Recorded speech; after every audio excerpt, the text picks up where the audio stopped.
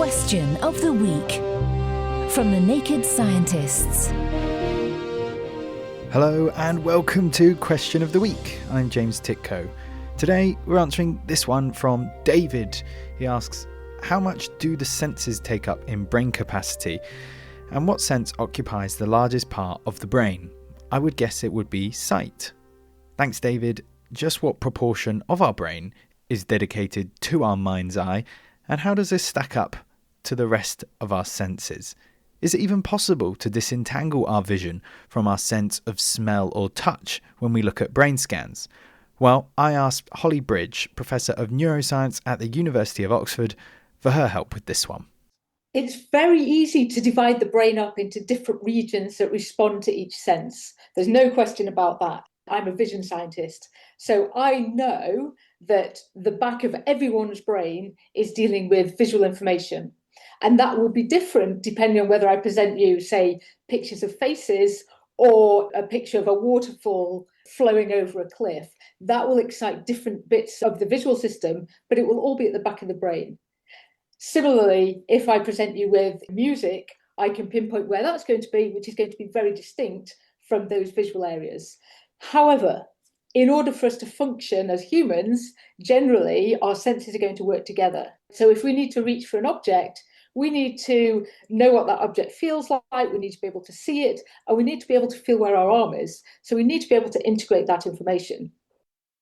Nobody said brain science was easy, I suppose. Nevertheless, it sounds like we're going to be able to give you a fairly straightforward answer, David. Focusing on sight then, as you picked out, what numbers have you got for us, Holly?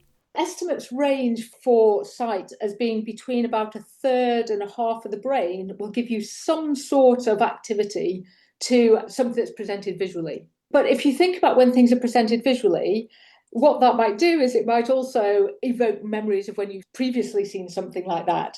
So if you look at the areas that are activated to a particular visual presentation, the definition of what is visual is a little bit loose, but nonetheless, I would say that at least a third of the brain is processing visual information.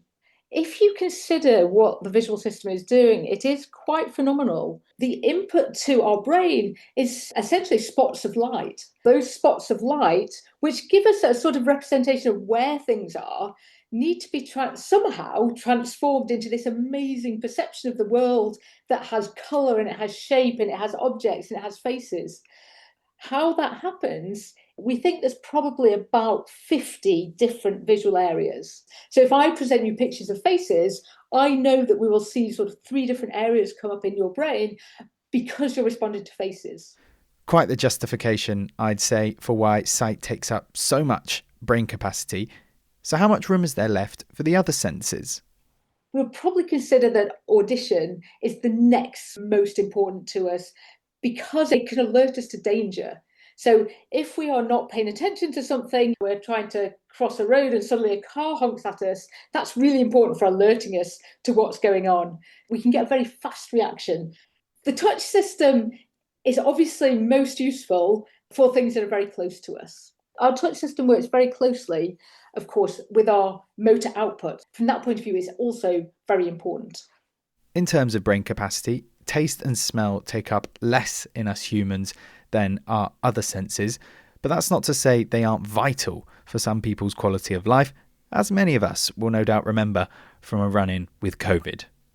But David, your intuition was correct. Sight does indeed occupy the largest part of our brains, with estimates suggesting around 50 individual sections, totting up to between a third and a half of the real estate up there.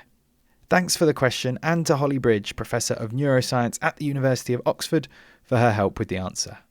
Next time, we'll be answering this one from Donald. He asks, how big is a photon? Thanks, Donald. If you have any thoughts, why not log on to our forum at nakedscientist.com/forum. Be sure to drop us a line. Also, if you have a question of your own, it's chris@thenakedscientists.com. Until next time from me, James Titko, thanks for listening and goodbye. Question of the Week is part of the Naked Scientists podcast. Look us up online at nakedscientists.com.